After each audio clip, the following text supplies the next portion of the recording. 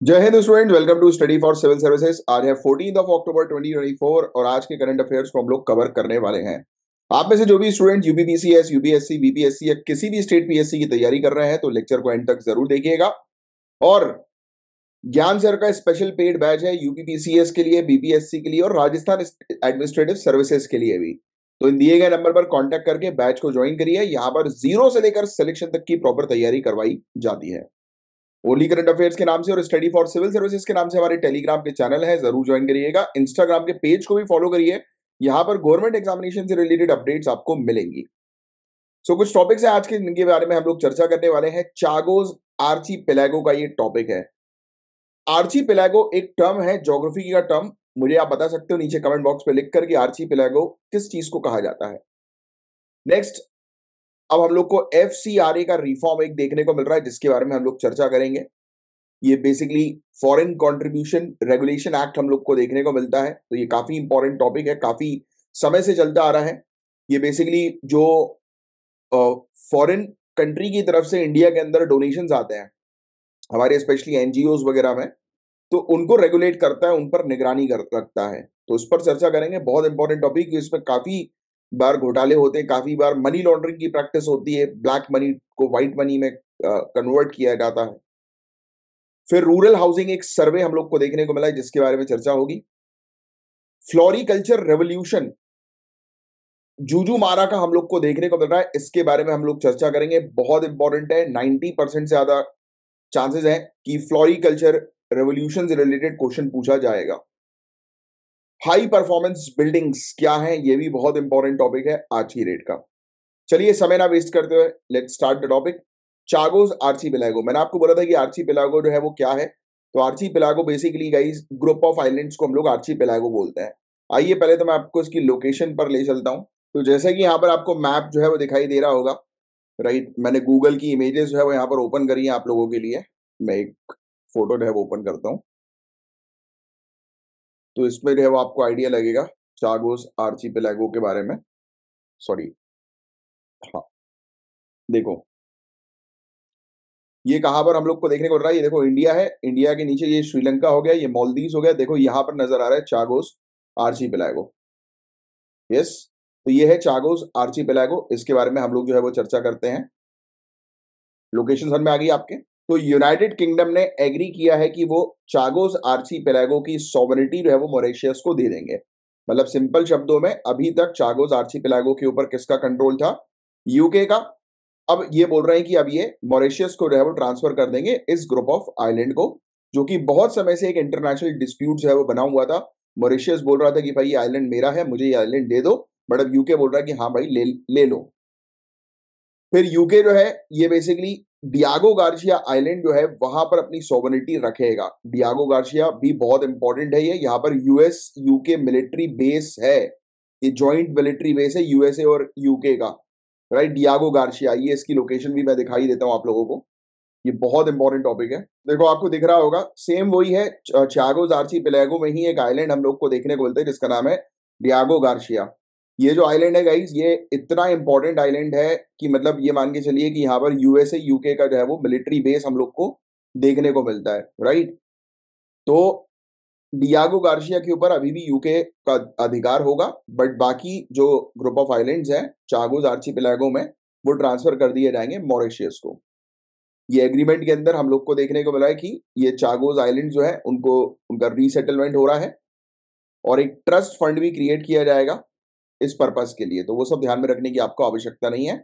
Chagos आर्चीपेलागो के बारे में बात करें तो इसके अंदर हम लोग को टोटल 58 आइलैंड्स देखने को मिलते हैं और अप्रोक्सीमेटली ये इंडिया के बारे में बात करें, इंडियन ओशन में मालदीव्स की स्पेशली बात करें तो उससे 500 किलोमीटर साउथ पे हम लोग को देखने को मिलता है। इस आइलैंड पर ज्यादातर लोग जो है वो रहते नहीं है, राइट, खाली पड़ा हुआ है, राइट। फ्रेंच कॉलोनाइजर यहाँ पर आए थे 18th सेंचुरी में, तो उन्होंने वहां पर जो है वो अफ्रीका से काफी सारे स्लेव्स लेकर आए थे, इंडिया से काफी सारे स्लेव्स लेकर आए थे और यहाँ पर उन्होंने कोकोनट प्लांटेशन शुरू किया था, राइट। तो कोकोनट जो है उसकी खेती जो है उन्होंने यहाँ पर शुरू करी थी फ्रांस ने। तो फ्रांस ने सबसे पहली कॉलोनी बनाई थी इसको, ठीक है, इस क्षेत्र को, चागोस आर्चीपेलागो को। पहला पॉइंट तो ये क्लियर हो गया। फिर 1814 का समय आता है, 1814। तो यूके ने यहाँ पर इस क्षेत्र में अपना कंट्रोल कर लिया नेपोलियन जैसे ही मतलब खत्म होता है, नेपोलियन का रूल एंड होता है, तो उस समय यूके ने इस क्षेत्र पर अपना कंट्रोल कर लिया और 1965 में ब्रिटिश इंडियन ओशन टेरिटरी जो है वो बना दी गई, जिसका हिस्सा चागोस आइलैंड भी था। तो आपको टाइमलाइन पता होना चाहिए कि चागोस आर्चिपेलागो पहले फ्रांस के कंट्रोल में था, फिर यूके के कंट्रोल में आया। फिर अगर हम प्रशासनिक तौर पर बात करें, एडमिनिस्ट्रेटिवली बात करें, तो चागोस जो है वो मॉरिशस के साथ लिंक्ड है, जो कि अगेन मॉरिशस भी एक ब्रिटिश कॉलोनी हुआ करती थी। फिर मॉरिशस को इंडिपेंडेंस मिल गई 1968 में, बट यूके ने बोला कि नहीं, चागोस आइलैंड हम आपको नहीं देंगे, राइट। और मॉरिशस जो है वो कंसिस्टेंटली ये कह रही थी कि नहीं भाई, आप यूके जो है वो यहाँ पर अपना प्रेजेंस जमाई हुई है, वो बिल्कुल इलीगल है, राइट। और सही चीज नहीं है कि हम अगर इंडिपेंडेंट हुए हैं तो ये क्षेत्र भी हमें मिलना चाहिए। फिर 2019 में केस चलता है इंटरनेशनल कोर्ट ऑफ जस्टिस में, जिसमें यही चीज जो है वो कही गई 1965 में कि नहीं भाई, ये इस तरीके से यूके ने जो अपना कंट्रोल करके रखा है वो गलत है, राइट। मतलब 1965 में जब अलग हो चुका है ऑलरेडी, पूरी चीजें हम लोग को देखने को मिल रही है कि यूके वहां से हट रहा है, और 1968 में मॉरिशस को इंडिपेंडेंस मिल गई, तो ऑब्वियसली कि यूके यहाँ पर कंट्रोल कर रहा है मॉरिशस को इंडिपेंडेंस देने के बावजूद भी, तो ये यूके लीगल तरीके से यहाँ पर अपना कंट्रोल कर रहा है। बट यूके ने माना नहीं बहुत समय तक, बट अब यूके बोल रहा है कि चलो ठीक है यार, छोड़ो, इंटरनेशनली काय को पंगा लेना है। यूके ने बोला कि हम आपको चागोस आइलैंड दे देंगे, बट डियागो गार्शिया नहीं देंगे। सो चागोस और डियागो गार्शिया की एक स्ट्रेटेजिक इंपॉर्टेंस भी हम लोग को देखने को मिलती है, क्योंकि यहाँ पर मिलिट्री प्रेजेंस हम लोग को देखने को मिलता है, पर्टिकुलरली डियागो गार्शिया में, राइट।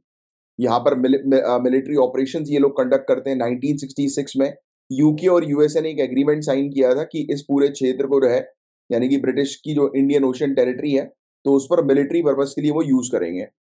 सो डियागो गार्शिया जो है वो मिलिट्री बेस बन गया 1986 में, और अमेरिकन मिलिट्री ऑपरेशंस के लिए क्षेत्र बहुत इंपॉर्टेंट है। इवन गल्फ वॉर के समय पर, इराक अफगानिस्तान के वॉर्स के समय पर, 9/11 के बाद जो ऑपरेशंस हुए हैं, तो उसमें डियागो गार्शिया की बहुत एक इंपॉर्टेंट पोजीशन रोल देखने को मिला है।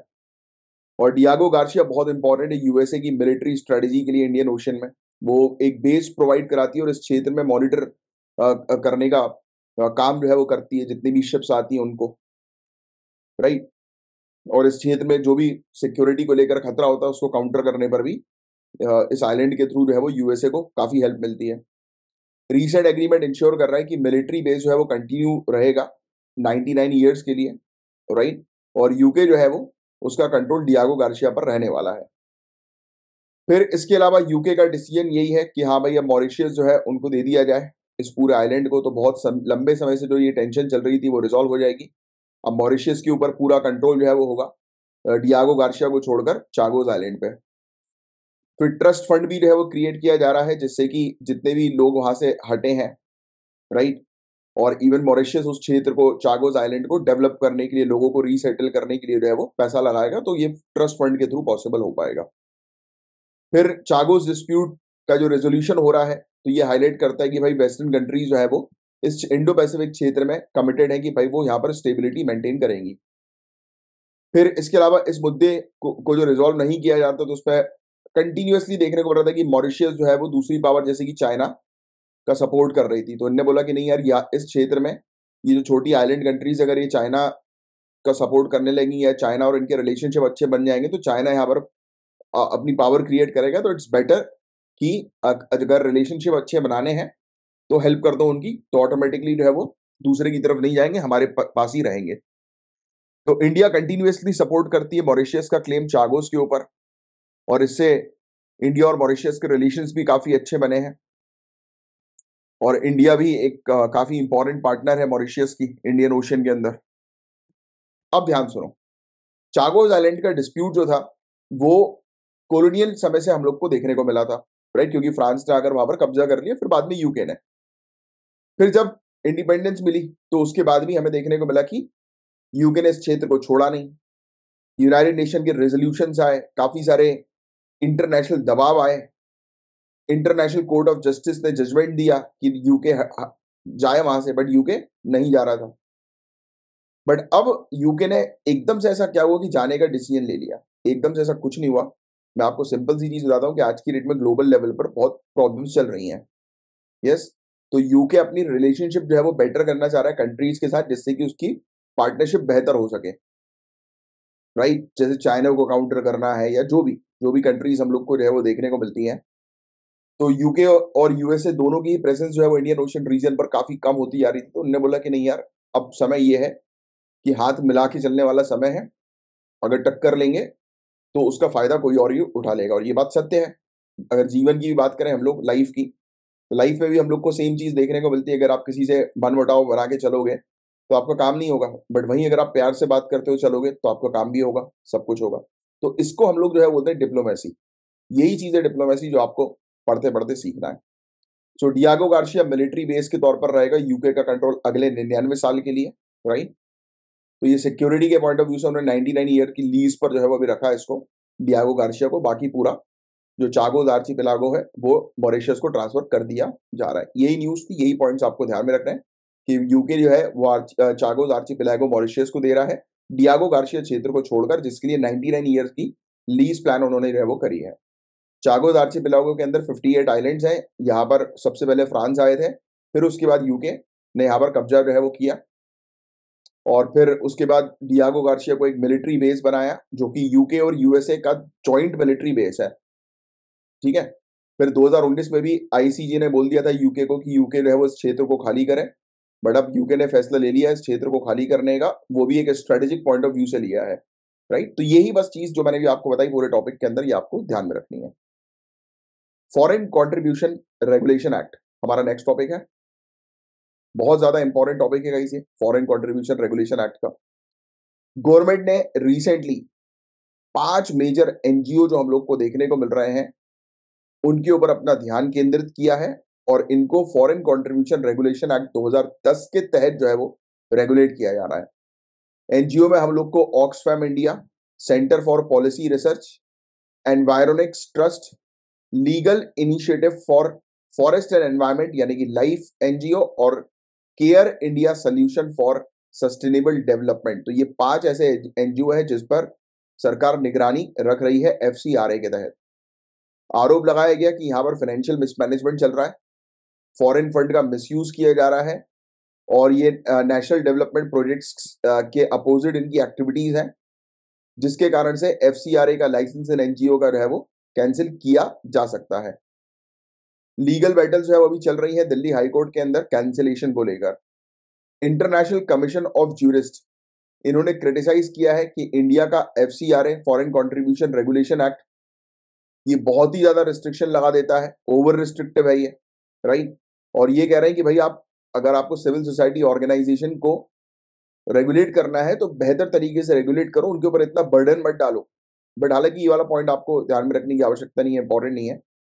तो अब देखो आरोप जो है वो एनजीओ के अगेंस्ट क्या लगाया गया है। पहला आरोप कि फंड्स का प्रॉपर यूज नहीं किया जा रहा। एनजीओ के ऊपर आरोप है कि वो डाइवर्ट कर रही है फॉरेन फंड्स को, यानी कि जिस पर्पस के लिए उनके पास पैसा उन्होंने डोनेशन के तौर पर लिया है वो पर्पस वो फुलफिल नहीं कर रहे हैं।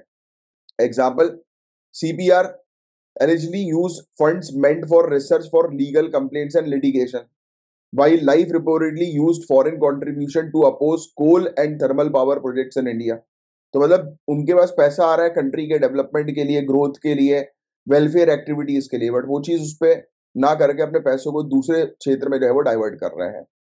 काफी सारे एनजीओ के ऊपर जो है वो शक किया जा रहा है, सस्पेक्शन है कि वो फॉरेन ऑर्गेनाइजेशंस के साथ जो है वो कोलैबोरेट कर रहे हैं और डेवलपमेंट प्रोजेक्ट्स को रोकने के लिए। ऑक्सफैम इंडिया जो है, बताया जा रहा है कि ऑक्सफैम ऑस्ट्रेलिया के साथ जो है वो इनका लिंक है जो कि नजर आ रहा है, और जो अपोज करती है इंडियन माइनिंग इंटरेस्ट को अब्रॉड में, राइट, फॉरेन कंट्रीज में। सिमिलरली एनवायरोनिक्स ट्रस्ट जो है उनके ऊपर आरोप है कि वो यूरोपियन क्लाइमेट फाउंडेशन के साथ मिलकर काम कर रहे हैं और कोल इंडस्ट्री के अगेंस्ट जो है वो प्रोटेस्ट कर रहे हैं। फिर इसके अलावा एनजीओ पर्टिकुलरली लाइफ और एनवायरोनिक्स ट्रस्ट जो हम लोग को देखने को मिलती है उनके ऊपर एक और आरोप है। ये भी कहा जा रहा है कि वो प्रोटेस्ट कर रहे हैं, लीगल एक्शंस जो है वो मतलब डिस्टर्ब कर रहे हैं। मतलब इनका ऑब्जेक्टिव ये है कि वो बार बार केसेस फाइल करते हैं जिससे कि हमारी कंट्री के अंदर इंफ्रास्ट्रक्चर डेवलपमेंट जो है वो ना हो सके। काफी सारे जो प्रोजेक्ट्स हैं अडानी ग्रुप के, जेएसडब्ल्यू, उत्कल स्टील प्लांट्स के, तो ऐसे जो इनिशिएटिव्स हैं इनके ऊपर बार बार कोर्ट में जो है वो कार्रवाई करवा के स्टे लगवा रहे हैं, डिले कर रहे हैं। या रोकने की कोशिश कर रहे हैं डेवलपमेंटल प्रोजेक्ट्स को इंडिया के अंदर। फिर इसके अलावा इनकम टैक्स एक्ट डिपार्टमेंट ने क्लेम ये किया है कि 5 एनजीओ जो है तो ये बेसिकली मिलकर जो है वो काम कर रहे हैं। क्लेम ये है कि फाइनेंशियल ट्रांजैक्शंस जब उनके देखे गए तो आपस में कनेक्शन सभी एनजीओस का जो है वो नजर आ रहा था। ऑक्सफैम इंडिया के ऊपर आरोप है कि वो फाइनेंशियली सपोर्ट कर रही है its mobilisation effort against coal industry. तो वही कोल इंडस्ट्री के अगेंस्ट है वो अपना पैसा लगा रही है। सीपीआर के ऊपर आरोप है कि उसका लिंक जो है वो लाइफ के साथ है, दोनों मिलकर अपने पैसे का उपयोग एक ही सिंगल एक्टिविटी के लिए कर रहे हैं, ग्रोथ और डेवलपमेंट को रोकने के लिए। आईटी ने ये आरोप लगाया है। फिर कुछ गड़बड़ियां हम लोग को इनकी फाइनेंशियल ट्रांजैक्शंस में जो है वो देखने को मिली। जैसे कि ऑक्सफैम इंडिया के बारे में बात करें तो उनके ऊपर कहा गया कि वो दूसरे एनजीओ का उपयोग करके जिनके पास वैलिड लाइसेंस है वो फंड्स को जो है वो रीडायरेक्ट जो है वो कर रहे हैं, राइट, मतलब घुमाने की कोशिश कर रहे हैं। एक प्रकार से मनी लॉन्ड्रिंग का ये शक हम लोग को देखने को मिल रहा है। ठीक है, अब देखो, union ministry of home affairs monitor करती है कि एफसीआरए के प्रॉपर तरीके से इंप्लीमेंटेशन होना चाहिए, ये इंश्योर करने के लिए कि अगर बाहर से कोई डोनेशन आ रहा है, फॉरेन कंट्रीब्यूशन आ रहा है, तो वो हमारी नेशनल सिक्योरिटी पर इंपैक्ट ना करे। एनजीओ को रजिस्टर करना होता है एफसीआरए के लिए अगर उनको फॉरेन डोनेशंस रिसीव करने हैं तो उनका रजिस्ट्रेशन जो है वो 5 साल के लिए वैलिड होता है और उसके बाद उसको रिन्यू किया जा सकता है। तो एफसीआरए के लिए रजिस्ट्रेशन कितने ईयर्स का होता है ये आपसे पूछा जा सकता है, तो 5 ईयर्स आप ध्यान में रखना। एफसीआरए क्या है तो अभी तक आपको क्लियर हो ही गया होगा। फॉरेन कंट्रीब्यूशन जो है उसका उपयोग सिर्फ उसी पर्पस के लिए किया जाएगा जिस पर्पस के लिए वो डोनेशन जो है वो सीक किया है, राइट। और एनजीओ जो है उनके ऊपर बैन लगा दिया गया है कि अपने फंड्स को जो है वो दूसरे एनजीओ पर वो नहीं कर सकते, ट्रांसफर नहीं कर सकते। बट अभी गड़बड़ी में यही देखने को मिला है और सभी फंड्स जो है वो डिपॉजिट किए जाएंगे एक स्पेसिफिक बैंक अकाउंट में जो स्टेट बैंक ऑफ इंडिया के पास होगा, वो भी दिल्ली ब्रांच में। ये फैक्ट भी ध्यान रखना, इसमें शायद दिल्ली ब्रांच नहीं है बट आप दिल्ली ब्रांच ध्यान में रखिएगा। और एनुअल रिटर्न्स इनको फाइल करना मैंडेटरी है। तो ये कुछ इंपॉर्टेंट चीजें हैं एफसीआरए से रिलेटेड। कुछ इंडिविजुअल्स ऑर्गेनाइजेशन जिसमें कि पॉलिटिकल एंटिटीज जो है, इलेक्शन कैंडिडेट जो है, लेजिस्लेचर के मेंबर्स जो है, उनको अलाउड नहीं है कि वो फॉरेन कंट्रीब्यूशन जो है वो एफसीआरए रेगुलेशन के तहत रिसीव कर सके। तो ये फैक्ट आप ध्यान में रखेंगे। अब गवर्नमेंट जो है आज की डेट में उनको क्लियर डेफिनेशन बताने की आवश्यकता है, right. Public interest, national security, right, कि अगर आप एफसीआरए रेगुलेशन का मिसयूज ना हो तो उसके लिए प्रॉपर डेफिनेशन की आज की डेट में आवश्यकता है। तो आप प्रॉपर डेफिनेशन जो है वो रेडी करो। तो ये सजेशंस हैं। इस्टेब्लिश करो एक इंडिपेंडेंट रेगुलेटरी बॉडी जो मॉनिटर कर सके फॉरेन कंट्रीब्यूशन को, राइट, जिससे कि और बेहतर ट्रांसपेरेंसी, फेयरनेस जो है एफसीआरए के नियमों का पालन करने में हेल्पफुल हो। फिर एक डिफरेंशिएटेड रेगुलेटरी अप्रोच जो है वो लेकर आओ। स्ट्रिक्ट रिक्वायरमेंट जो है वो इम्पोज करो एनजीओ के ऊपर जो नेशनल सिक्योरिटी मैटर्स में इन्वॉल्व है, राइट, जिससे कि फोकस जो है वो सिर्फ ह्यूमैनिटेरियन वर्क पर किया जाए। ऑब्वियस सी बात है कि भाई जो एनजीओ का मेन ऑब्जेक्टिव वेलफेयर एक्टिविटी में होना चाहिए। एफसीआरए के रिफॉर्म जो है वो कुछ इस प्रकार के होनी चाहिए जैसे इंटरनेशनल लेवल पर जो चल रहा है, यानी कि इंटरनेशनल स्टैंडर्ड्स को जो है वो फॉलो करो। तो ये चीज सजेशन के तौर पर आई है। तो हमने पूरी चीज इसके अंदर क्या देखी कि आज की डेट में 5 एनजीओ के ऊपर कार्रवाई कर रही है सरकार एफसीआरए नियम के तहत, फॉरेन कंट्रीब्यूशन रेगुलेशन एक्ट 2010 के तहत। अब ये फॉरेन कंट्रीब्यूशन रेगुलेशन एक्ट क्या है, तो सिंपल शब्दों में ये रेगुलेट करती है, मॉनिटर करती है कि बाहर से जो पैसा आता है, फॉरेन कंट्री से जो पैसा आता है इंडिया के अंदर, तो वो पैसा जो है वो सही पर्पस के लिए उपयोग में लिया जाए। और जिस भी एनजीओ को जो है वो फॉरेन कंट्रीब्यूशन करवाना होता है या फॉरेन डोनेशन सीक करती हैं जो भी एनजीओ, उनको रजिस्टर करना पड़ता है सरकार के पास और 5 सालों के लिए उनको लाइसेंस दिया जाता है जो कि रिन्यू हो सकता है 5 सालों के बाद। बट इनको मैंडेटरी कर दिया गया है कि उनको एनुअल रिटर्न फाइल करना है, प्लस एक स्टेट बैंक ऑफ इंडिया का दिल्ली ब्रांच में जो है वो बैंक अकाउंट ओपन करना है। तो इसमें दिल्ली ब्रांच नहीं लिखा है बट आप लोग दिल्ली ब्रांच जरूर मेंशन करिएगा, बस, और कुछ नहीं है। रिफॉर्म्स के बारे में तो हमने बात करी थी। नेक्स्ट टॉपिक, गवर्नमेंट ने लॉन्च किया है पूरी कंट्री के लिए एक सर्वे। किसका? कच्चे घरों का। तो कच्चे घरों मतलब कि जो झुग्गी झोपड़ी हम लोग को देखने को मिलती है ना, तो उसको कच्चे घर हम लोग जो है वो बोलते हैं जो पक्के नहीं होते हैं। तो पूरे दुनिया भर पूरी कंट्री के अंदर एक सर्वे हुआ है कच्चे घरों का, टेम्पररी हाउसेस का, ये आइडेंटिफाई करने के लिए कि रूरल हाउसिंग स्कीम्स के जो बेनिफिशियरी है वो कौन होने चाहिए, यानी कि रूरल हाउसिंग स्कीम जो है, जैसे कि प्रधानमंत्री आवास योजना ग्रामीण, तो वाकई में यानी कि अपन बोलते हैं ना कि हर एक इंसान के पास अपना अपनी छत होनी चाहिए, जिस पर ये योजना जो हम लोग को देखने को मिल रही है, इसके थ्रू हर एक व्यक्ति को जो है वो छत प्रोवाइड की जा रही है। तो अब यही पूरा सर्वे किया जा रहा है कि भाई जिसके पास कच्चा घर है तो उसको रजिस्टर करवाओ इस स्कीम में और उसको पक्का घर अलॉट करवाओ। ये सर्वे जो है बताया जा रहा है कि 6 महीने के अंदर-अंदर कंप्लीट होगा। मेन ऑब्जेक्टिव यही है कि ये इंश्योर करना है कि सभी इंडिविजुअल जो हैं, जो एलिजिबल लोग हैं, राइट, कि जिनको आवश्यकता है पक्के घर की, उनको पक्का घर मिले। तो बेसिकली ये बेनिफिशियरी को आइडेंटिफाई करने की बात जो है वो की जा रही है और प्रोग्राम में उनको जोड़ने की बात की जा रही है। इनिशिएटिव जो है वो उसमें ये आवाज़ सखी मोबाइल ऐप भी हम लोग को देखने को मिल रहा है। इसी इनिशिएटिव के साथ जो है वो लाया गया है। ठीक है, जो एप्लीकेशन की प्रोसेस को सिंप्लीफाई करेगा और प्रॉपर इन्फॉर्मेशन जो है वो बेनिफिशियरीज को मिलेगी। पर्पस सर्वे का जो है वो क्या है, तो आपको पता लग ही गया है। सर्वे का ऑब्जेक्टिव ये है कि ये डेटा कलेक्ट करेगा फैमिलीज का, जो कच्चे घरों में रह रही है, और इंश्योर करेगा कि गवर्नमेंट की स्कीम का डायरेक्ट लाभ जो है वो उनको मिल सके। मेन ऑब्जेक्टिव यही है कि मेनली बेनिफिशियरी को ढूंढना और उनको ये प्रधानमंत्री आवास योजना ग्रामीण के साथ जो है वो जोड़ना और जल्दी से जल्दी उनके पक्के घर पर पक्के घर उनको अलॉट करना। रिसेंटली एक मोबाइल एप्लीकेशन भी इंट्रोड्यूस की गई, राइट, जो कि एप्लीकेशन की प्रोसेस को और आसान बना देगी और पूरी इंफॉर्मेशन उस बेनिफिशियरी को मिलेगी इस स्कीम से रिलेटेड। तो प्रधानमंत्री आवास योजना ग्रामीण के बारे में बात करें तो सबसे पहला पॉइंट 2016 में लाई गई थी। मेन ऑब्जेक्टिव ये था कि गांव क्षेत्र में रहने वाले जो लोग हैं, उनको पक्का घर प्रोवाइड कराना है, जो कच्चे घर में रह रहे हैं। प्रोग्राम इंश्योर करता है कि बेनिफिट जो है वो डिजर्विंग लोगों को जो है वो मिले, right, multi step validation process के थ्रू।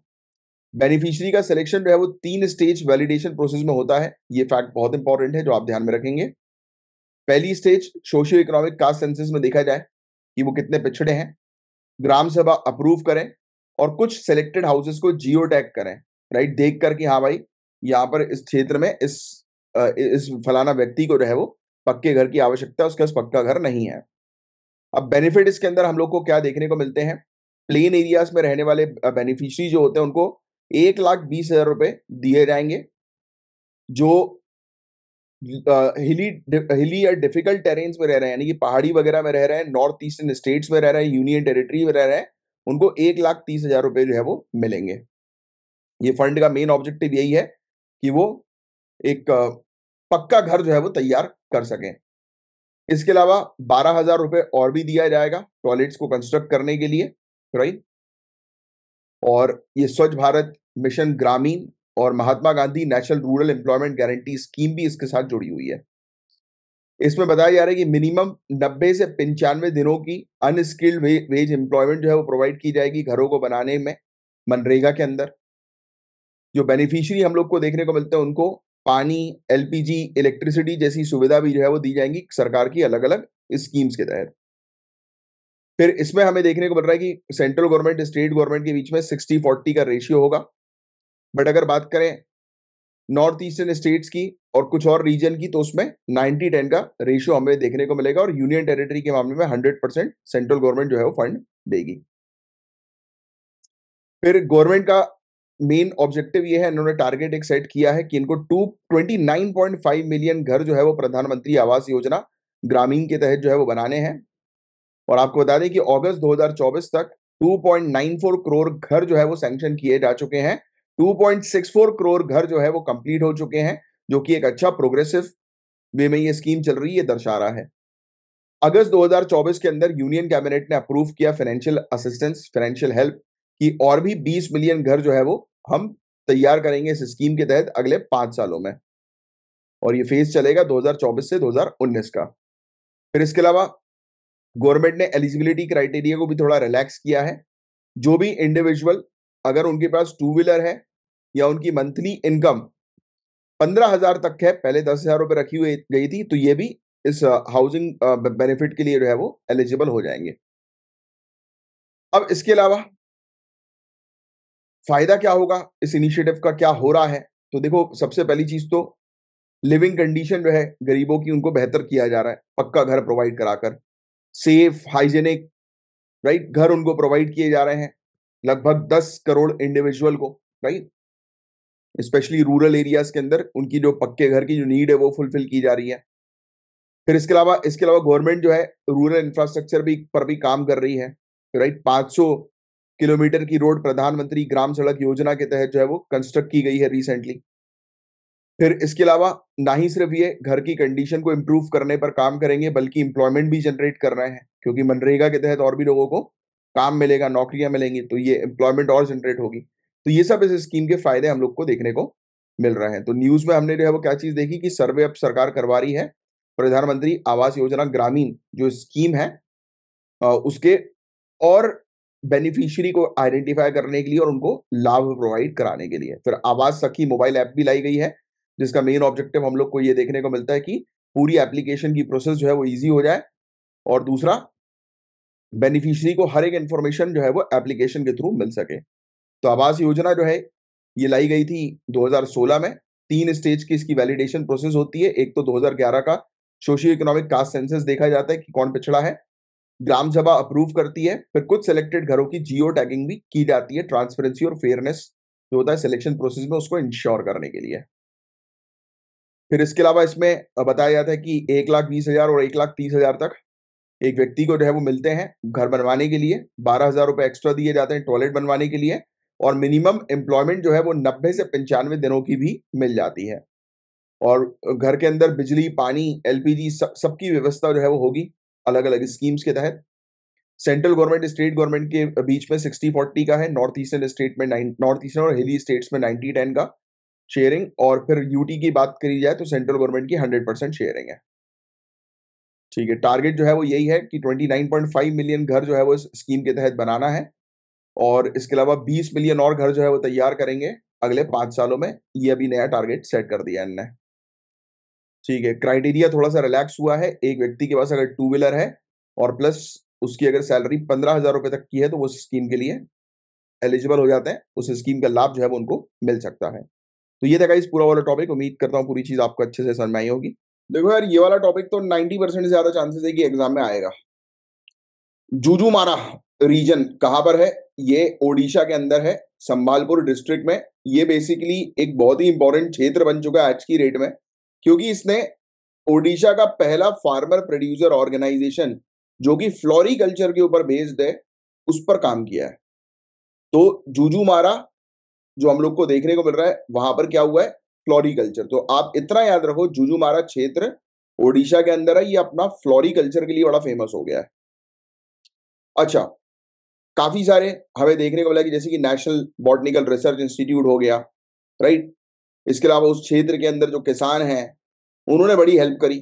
उन्होंने ट्रेडिशनल फार्मिंग जो पैडी फार्मिंग थी, यानी कि धान की जो वो खेती करते थे ट्रेडिशनल तरीके से, तो उसके साथ उन्होंने फ्लावर कल्टीवेशन भी करना शुरू कर दिया, फूल उगाने शुरू कर दिए।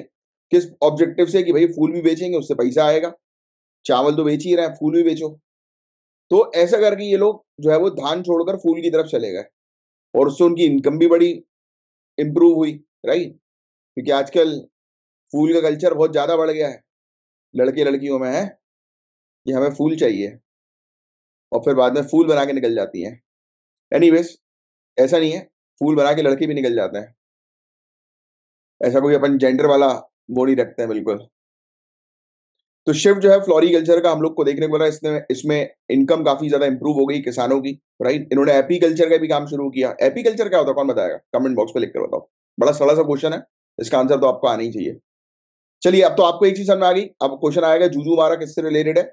फ्लोरिकल्चर से। बस हो गया इतना टॉपिक, बस यही है और कुछ नहीं है इस टॉपिक के अंदर। आओ थोड़ा बैकग्राउंड भी देख सुन लो बस। जो किसान है यहाँ पर जूजू मारा के, ओडिशा के, ये बेसिकली पहले से वो करते थे यार, धान की खेती करते थे, पैडी कल्टीवेशन। फिर धीरे धीरे करके इनके जब बच्चे हुए किसानों के, तो उन्होंने बोला अरे यार पापा, हम नहीं चावल वावल नहीं उगाएंगे यार, हमें मजा नहीं आता चावल उगाने में, हम उगाएंगे फूल। तो इन्होंने फ्लोरिकल्चर जो है वो शुरू किया, राइट। इससे फ्लोरिकल्चर फूल उगाए, फूल मार्केट में बिक रहे हैं, मस्त भयानक वो आ रही है इनकम। तो सबने वहां पर फूल उगाना शुरू कर दिया। फिर एक साबुजा सनातन पाली फार्मर प्रोड्यूसर कंपनी लिमिटेड, ये एक इंपॉर्टेंट प्लेयर बन गई इस ट्रांजिशन के मामले में। इसने किसानों को वो बोला 20 गांव के किसानों को कि भैया चलो फूल उगाओ, तुम्हारा फूल खरीद के हम बेचेंगे मार्केट में। तो ऐसे करके ये क्षेत्र जो है वो पूरा फूलों के लिए फेमस हो गया। फ्लोरिकल्चर प्रोवाइड कराता है फार्मर को एक अपॉर्चुनिटी कि वो 1 लाख रुपए से ज्यादा 1 एकड़ पर कमा सकते हैं, और उनकी इनकम जो है वो इंक्रीज हो गई, क्योंकि पहले उनको 1 एकड़ पर कहा 40,000 मिलता था धान की खेती, सब उनको 1 लाख रुपए मिल रहा है। तो उन्होंने बोला अरे वाह, मजे ही मजे। तो ये चेंज जैसे ही आया, अब पैसा एक सबसे बड़ा मोटिवेशन सोर्स होता है। अब पैसा मिला साइंटिफिक सपोर्ट के थ्रू, तो उनको और मजा आ गया कि हाँ भैया यार चलो पैसा आ रहा है, पैसा आना चाहिए, पैसे में रुकावट नहीं होनी चाहिए। तो ये चीज हमें देखने को मिली। फिर CSIR, NBRI इन्होंने इंटरवीन किया, जिससे फार्मर्स और बेहतर फार्मिंग टेक्निक्स करना उन्होंने शुरू कर दिया, जिससे कि प्रोडक्टिविटी और इंप्रूव हो गई। इन्होंने व्हाट्सएप ग्रुप वगैरह बना लिए कि रियल टाइम मार्केट में ट्रेंड क्या चल रहा है, कौन सा फूल ज्यादा चल रहा है भाई वो उगाओ, राइट। तो ऐसी चीज होने लगी। तो इससे और फायदा होने लगा कि जिससे कि भाई ऐसा नहीं होना चाहिए कि फूल हम लोग उगा दें और वो बिके नहीं मार्केट में। तो मार्केट में जिस फूल की डिमांड ज्यादा है वो उगाओ। वैलेंटाइन आ रहा है, गुलाबी गुलाब है, नवरात्रि चल रही है, गेंदे के फूल है ना, अभी खत्म हुई, दिवाली आने वाली, गेंदे के फूल आए हैं, मजे मजे। तो इंडिया के एग्रीकल्चर में फ्लोरिकल्चर का क्या रोल है? इस फ्लोरिकल्चर मतलब सिंपल फूल उगाना। जो ऑर्नामेंटल प्लांट्स वगैरह हम लोग को देखने को मिलते हैं वो दिखावटी वगैरह नहीं होता है, दिखाने के लिए, सजाने के लिए, राइट। परफ्यूम्स के पर्पस के लिए फूल बनाए जाते हैं, कॉस्मेटिक्स के लिए होते हैं, फार्मास्यूटिकल इंडस्ट्रीज के लिए होते हैं। इंडिया के अंदर इसको सनराइज इंडस्ट्री कहते हैं, याद रखिएगा भैया। फूल वाली जो इंडस्ट्री है उसको सनराइज इंडस्ट्री कह रहे हैं, क्योंकि ये बहुत तेजी से ग्रो कर रही है, इसलिए कहते हैं। 2023-2024 में 297,000 हेक्टेयर्स फ्लोरिकल्चर के लिए डेडिकेटेड था। ये सेक्टर ग्रो करेगा, $5.9 बिलियन हो जाएगा 2030 तक। और इसका CAGR जो है वो 7.4% की दर से हम लोग को देखने को रहा है कि एनुअल ग्रोथ रेट इसकी 7.4% है। सोचिए आप कितना फायदा मिलने वाला है। आप में से कोई प्लान कर रहे हैं कुछ एग्रीकल्चर एरिया में जाने की, तो फ्लोरिकल्चर में जाओ। मेजर फ्लोरिकल्चर हब इंडिया के अंदर कौन से? कर्नाटक, तमिलनाडु, वेस्ट बंगाल, बड़े फूल आ रहे हैं यहाँ पे। मोस्ट इंपॉर्टेंट फ्लोरिकल्चरल क्रॉप्स के अंदर हम लोग को देखने को मिलता है रोजेस, फिर कार्नेशन, फिर अलग अलग ये लिलीज वगैरह हो गई, राइट।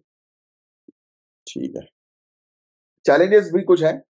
सबसे बड़ा चैलेंज तो हम लोग को देखने को मिलता है कि फ्लोरिकल्चर जो है वो एक नया कंसेप्ट है आज की डेट में। इसमें साइंटिफिक और कमर्शियल प्रैक्टिस की अंडरस्टैंडिंग किसानों में कम है। इसके कारण कई बार उगा तो लेते हैं, मार्केटिंग नहीं हो पाती, तो हो गया काम खराब। आपने उगा तो लिया, फूल तो सड़ जाएगा भाई कुछ दिनों में, उसको मार्केट तक तो पहुंचना चाहिए। तो पूरी एक सप्लाई चेन आपके पास रेडी होना जरूरी है। कई बार प्रोडक्शन आपने ज्यादा कर दिया, ट्रेंड मार्केट में चल ही नहीं रहा वाला, तो भी बर्बादी है।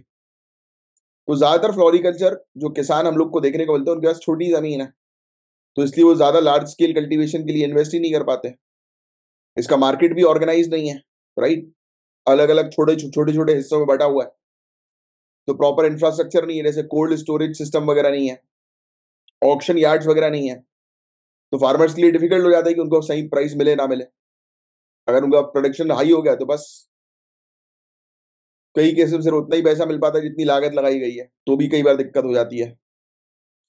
एयर फ्रेट कॉस्ट काफी हाई होता है, क्योंकि भाई तुरंत फूलों को भिजवाना रहता है वाया एयर, फ्लाइट के थ्रू, जो महंगा पड़ता है, क्योंकि पहुंचाएंगे नहीं फ्लाइट के थ्रू तो वो तो हो गया खराब, काम ही खत्म। फिर इसके अलावा इसमें इनिशियल कॉस्ट काफी हाई रहती है, इनकी देखभाल करना, सब कुछ करना, तो किसान के लिए बड़ा मुश्किल होता है। कुछ स्कीम्स हैं नेशनल हॉर्टिकल्चर बोर्ड की तरफ से जो सपोर्ट प्रोवाइड कराती है, बट वो भी बताया ही जाता है कि छोटे किसान जो है वो उसमें ज्यादा इन्वॉल्व नहीं हो पाते। डर ज्यादा है इसमें, इस बिजनेस में रिस्क ज्यादा है, मतलब डर का मतलब। सो गवर्नमेंट के प्रोग्राम्स है जैसे कि APEDA, CSIR फ्लोरिकल्चर मिशन, जो आज की डेट में फ्लोरिकल्चर को सपोर्ट कर रही है, उसके एक्सपोर्ट को प्रमोट करके, और साइंटिफिक रिसर्च है उसको उस पर काम करने के लिए। FDI फ्लोरिकल्चर के अंदर ये भी हम लोग को देखने को मिल रही है, जो ऑटोमेटिक रूट के थ्रू आ गई है, जिससे कि फॉरेन इन्वेस्टर्स जो है वो इस इंडस्ट्री में इजीली पार्टिसिपेट कर सक रहे हैं। एपीकल्चर, ये बी को उगाने वाला रहता है, बी को उगाना नहीं, सॉरी, हनी बीज वगैरह जो होती है ना, तो उनका पालन करना, तो उसको एपीकल्चर बोलते हैं। तो एपीकल्चर जो है वो इंट्रोड्यूस किया गया कि भाई आप फ्लोरिकल्चर के साथ कर सकते हो, राइट, वो ज्यादा बेनिफिशियल होगा। हनी बीज जो है वो उनको प्रोटेक्ट करने में भी मदद मिलेगी और साथ ही साथ एक एक्स्ट्रा इनकम सोर्स हो जाएगी आपकी।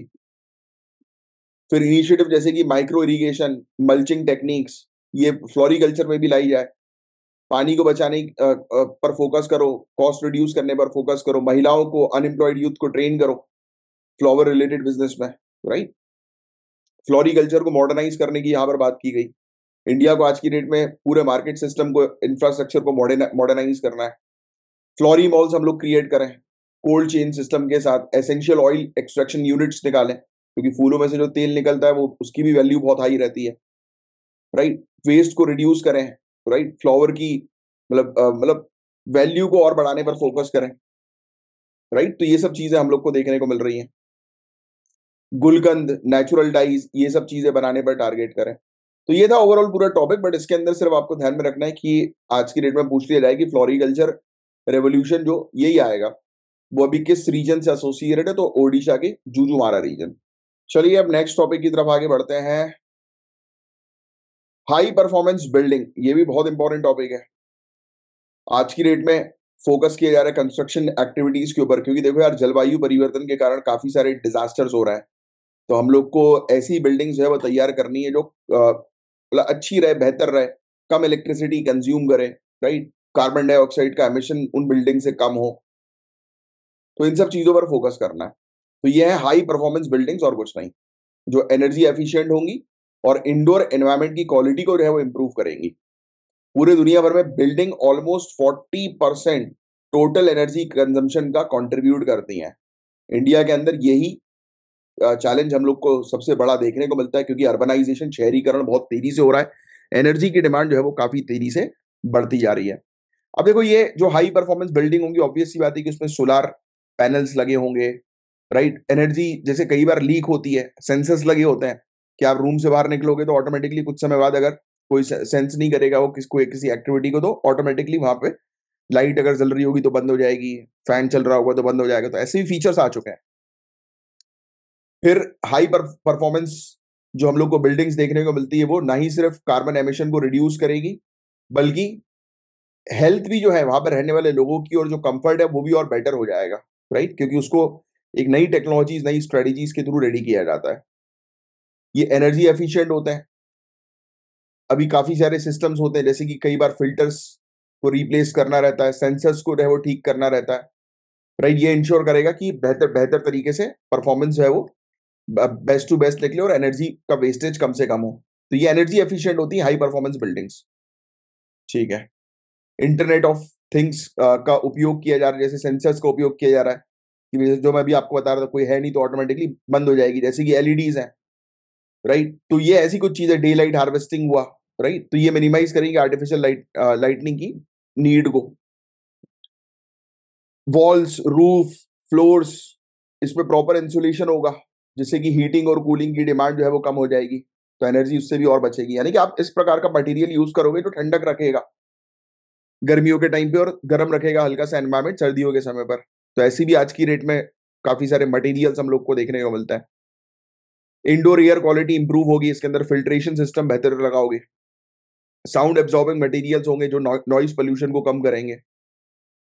बायोफिलिक डिजाइन होगा, जिसमें प्लांट्स, नेचुरल एलिमेंट्स को जो है वो लाया जाएगा, जो कि आपकी मेंटल हेल्थ वेलबींग को और बेहतर करेगा।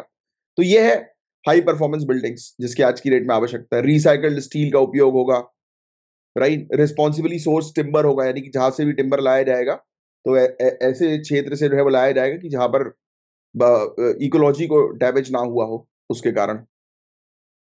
पानी को बचाने की के लिए रेन वाटर हार्वेस्टिंग सिस्टम होगा, ग्रे वाटर रिसाइकलिंग होगी, राइट। इफेक्टिव तरीके से वेस्ट मैनेजमेंट प्रैक्टिसेस वहां पर होंगी, इसमें रिसाइकलिंग का भी ऑप्शन होगा, राइट। तो ये सब चीजें हैं।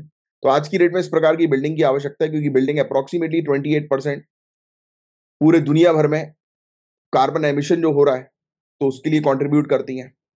इंडिया के अंदर 30% से भी ज्यादा नेशनल एनर्जी यूज और 20% कार्बन डाइऑक्साइड का एमिशन बिल्डिंग से होता है या घरों से होता है, ठीक है। तो यही सब चीजें हैं। अर्बनाइजेशन की नीड बढ़ती जा रही है, पॉपुलेशन जो है वो 600 मिलियन हो जाएगी 2030 तक।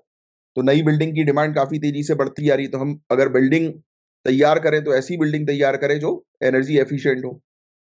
पूरे दुनिया भर में जो टारगेट्स हैं, जैसे यूनाइटेड नेशन एनवायरमेंट प्रोग्राम का टारगेट है कि 30% इंप्रूवमेंट हमें करना है बिल्डिंग एनर्जी एफिशिएंसी में 2030 तक, जो इंडिया के सस्टेनेबल डेवलपमेंट गोल के साथ भी लिंक किया गया है। इसके अंदर लेडी बग है जो कि डिटेल्ड क्लाइमेट एनालिसिस प्रोवाइड कराता है सस्टेनेबल डिजाइन डिसीजन का, यानी कि आप जो डिजाइन तैयार कर रहे हो तो उसकी एक आपको जानकारी दे देगा कि इससे कितना फायदा होगा।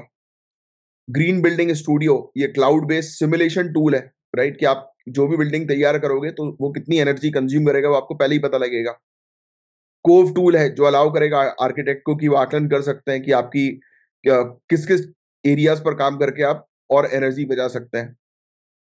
फिर ऐसी क्लाइमेट स्टूडियो हम लोग को देखने को मिल रहा है जो फोकस करता है कि डे लाइट सेविंग्स का आप इस्तेमाल कैसे करोगे, उसकी पूरी जानकारी देते हैं। तो आज की डेट में टेक्नोलॉजी, एआई, ये सब जो है वो काफी हेल्पफुल होने वाले हैं। ठीक है, बट कुछ प्रॉब्लम्स भी हम लोग को देखने को मिलती हैं। जो डेवलपर्स होते हैं बिल्डिंग वाले, अब भाई ऑब्वियस सी बात है कि उनको तो कमाना है, उनको कमाना है तो वो माल जो है वो, क्योंकि उनको तो फ्लैट बनाकर बिल्डिंग बनाकर सेल आउट करनी है। तो कई बार हम लोग को जो है वो देखने को मिलता है कि वो अच्छी क्वालिटी का माल उसमें यूज जो है वो करते नहीं है। तो ये भी है डेवलपर्स की तरफ से एक निग्लेक्ट चीज है। अलग अलग प्रकार की बिल्डिंग के डिजाइन जो होते हैं, जैसे कि डिसेंट्रलाइज्ड कूलिंग सिस्टम, राइट, ये यूनिफॉर्म एनर्जी एफिशिएंसी के एफर्ट्स जो होते हैं उसको और कॉम्प्लिकेट कर देते हैं। बिल्डिंग के ओनर्स और जो किराएदार जो होते हैं, अब ऑब्वियस ही बात है भाई, हमें देखने को मिलेगा ना कि बिल्डिंग का जो ओनर है उसको तो अपने किराए से मतलब है, उसको तो भाई एक जगह तैयार करनी है जहां पर लोग रह सकें थोड़े बहुत कंफर्ट के साथ। तो वो थोड़ी ना इतनी पूरी वो चीज पर फोकस करेगा, क्योंकि बिजली का बिल तो उसी को भरना है जो रेंट पे है। तो ये भी एक इशू हम लोग को देखने को मिलता है। फिर कई बार कंस्ट्रक्शन प्रैक्टिस के अंदर कुछ ऐसे नॉलेज वगैरह जो होते हैं, ट्रेडिशनल नॉलेज वगैरह, इसका यूज जो है वो नहीं किया जाता, देसी नॉलेज का यूज नहीं किया जाता, फॉरेन टेक्नोलॉजीज के ऊपर डिपेंडेंट होते हैं। तो वो भी एक और चीज है। इंडिया के इनिशिएटिव भी है एनर्जी एफिशिएंसी को लेकर, तो ये थोड़ा ध्यान में रखेंगे आप। Eco Niwas Samhita and Energy Conservation Building Code, जो कि बिल्डिंग तैयार की जाए तो एनर्जी एफिशिएंट बिल्डिंग तैयार की जाए, इस कोड के अकॉर्डिंग वो हमने तैयार किया है। ऐसी गृह इनिशिएटिव है सरकार का, green rating for integrated habitat assessment. ये बेसिकली बिल्डिंग्स को रेटिंग प्रोवाइड कराता है जिससे कि और बेहतर एनवायरमेंटल प्रैक्टिस जो है वो प्रमोट हो। हाई परफॉर्मेंस बिल्डिंग्स इंडिया के अंदर प्रमोट की जा रही है अलग अलग तरीके से सरकार के थ्रू, राइट। बस यही था पूरा ओवरऑल टॉपिक। इसमें आप हाई परफॉर्मेंस बिल्डिंग क्या है वो मैंने आपको समझा दिया, होपफुली आपको क्लियर हो गया होगा। इसमें ये फैक्ट ध्यान में रखना कि लगभग पूरे मतलब दुनिया भर में 40% जो एनर्जी कंजम्पशन होता है वो बिल्डिंग के थ्रू होता है, और उसमें बहुत ज्यादा मात्रा में 28% टू 40% तक कार्बन एमिशन भी हम लोग को जो है वो देखने को मिलता है। यूनाइटेड नेशन एनवायरमेंट प्रोग्राम का टारगेट है कि 30% एनर्जी बिल्डिंग एनर्जी एफिशिएंसी पर इंप्रूवमेंट करना है 2030 तक, जो इंडिया का भी सस्टेनेबल डेवलपमेंट को लेकर गोल है। ईसीबीसी जो है वो और गृह, ये ऐसे इनिशिएटिव है सरकार के जो एनर्जी एफिशिएंसी को प्रमोट करने पर काम कर रहे हैं। अब ये इंडियन एयरफोर्स से रिलेटेड क्वेश्चन है, तो मैं चाहूंगा कि आप इस क्वेश्चन का आंसर जो है वो लिखकर बताएं। बहुत इजी सा क्वेश्चन है, इंडियन एयरफोर्स के बारे में आपको पता होना ही चाहिए। अब इंडिया और यूएई के बीच में एक बायलैटरल इन्वेस्टमेंट ट्रीटी हम लोग को देखने को मिल रही है। इसमें आपको पहली चीज तो ये समझना है कि ये लोकल रेमेडीज एग्जॉशन पीरियड होता क्या है। देखो यार, अब जैसे फॉर एग्जांपल हमने अभी इनने क्या किया है, इस पर्टिकुलर पीरियड को 5 साल से 3 साल जो है वो कर दिया है, राइट, कम कर दिया है। अब मैं आपको इसका मतलब समझाता हूँ सिंपल शब्दों में।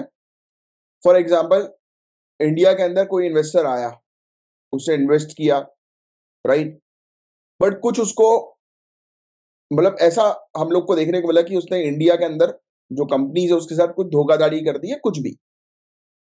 तो हम जो मेन जो कंट्री का जो वो रेसिडेंट है उसको हम 3 साल का टाइम देंगे कि भाई आप जो हो वो पहले कार्रवाई जो है वो करो और इस चीज को रिजॉल्व करने पर फोकस करो, कि जो भी इन्वेस्टमेंट हुआ उसमें जो भी घाटा वगैरह हुआ है तो आप उसको रिजॉल्व करो। और ये सेम इंडिया के साथ भी वही होगा कि अगर किसी यूएई के इन्वेस्टर ने इंडिया के अंदर इन्वेस्ट किया और उसके इन्वेस्टर को लगा कि उसके साथ धोखाधड़ी हो गई, तो इंडिया जो है उस हार्म को 3 साल के अंदर पूरा करने पर काम करेगी। और अगर नहीं कर पाई तो फिर इंटरनेशनल लेवल पर कार्रवाई जो है वो होगी, वो होगा आर्बिट्रेशन कोर्ट जो है वो इंटरनेशनल लेवल की फिर हमें देखने को मिलेगी। बात समझ में आ रही है? तो बस यही है और कुछ नहीं है इसके अंदर। नेक्स्ट, जो ये बायलैटरल इन्वेस्टमेंट ट्रीटी जो है ये इंश्योर नहीं करेगी कि मिनिमम ट्रीटमेंट स्टैंडर्ड्स और independent arbitration for resolving dispute. तो यानी कि ये ट्रीटी ये नहीं बोल रही है कि हम एक इंडिपेंडेंट कोर्ट लेकर आएंगे डिस्प्यूट को रिजॉल्व करने के लिए। इनने बस ये बोला है कि आप अपनी अपनी कंट्री के अंदर 3 साल के पीरियड में जो है वो रिजॉल्व करवा लो, अगर करवा सको तो मामलों को, और अगर नहीं होता तो फिर उसके बाद फिर इंटरनेशनल आर्बिट्रेशन पे जो है वो केस चढ़ेगा। अबू धाबी इन्वेस्टमेंट अथॉरिटी ये ओपन की गई है, उसने अपना ऑफिस गुजरात की गिफ्ट सिटी में ओपन जो है वो किया है, कि जिससे कि यूएई के इन्वेस्टर को अगर कोई प्रॉब्लम होती है तो वो इस ऑफिस पे जाकर जो है वो शिकायत कर सकते हैं और अपना रेजोल्यूशन जो है वो पा सकते हैं। और फिर ये अथॉरिटी फिर उस अपने इन्वेस्टर के बिहाफ में जो है वो इंडिया के अंदर बातचीत करेगी, राइट। तो ये चीज हम लोग को इस प्रकार की देखने को मिले। तो यही इसी से रिलेटेड एक मेंस का भी क्वेश्चन है, ट्राई करिएगा इस क्वेश्चन का आंसर देखने की। अब चलिए मिलूंगा मैं आपसे कल के लेक्चर में, तब तक लिए bye bye, take care, have a great day guys, जय हिंद।